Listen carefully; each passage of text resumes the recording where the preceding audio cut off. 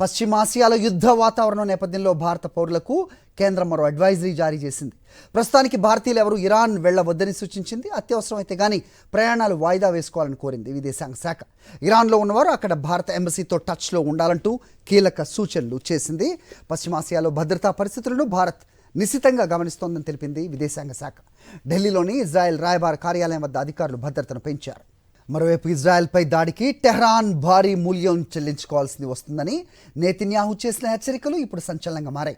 దీంతో Tel Aviv దేనిని target చేస్తుందనే అంశం చర్చనీయాంశమైంది. ఇజ్రాయెల్ ముందున్న ఆప్షన్స్లో అణుస్థావరాల ధ్వంసం ప్రధానమైంది. టెహ్రాన్కు పశ్చిమ దేశాలతో ఘర్షణకు ఇవే కేంద్ర బిందువు. ఇప్పుడు ఇజ్రాయెల్పై ఇరాన్ నేరుగా క్షిపణి ప్రయోగించింది. దీంతో ఇరాన్ అణు కేంద్రాలను లక్ష్యంగా చేసుకోవటానికి టెల్ అవీవ్కు అవకాశం లభించినట్లయింది. అయితే ఇరాన్ కూడా ఏమాత్రం తగ్గటం లేదు. ఇజ్రాయెల్ ప్రతిదాడిని ఎదుర్కోవడానికి రెడీ అంటోంది. కౌంటర్ అటాక్ని ఎదుర్కొనేందుకు ముందే ప్లాన్ సిద్ధం చేశామని, ఎలాంటి దాడినైనా తిప్పి కొడతామని వార్నింగ్లు ఇస్తోంది.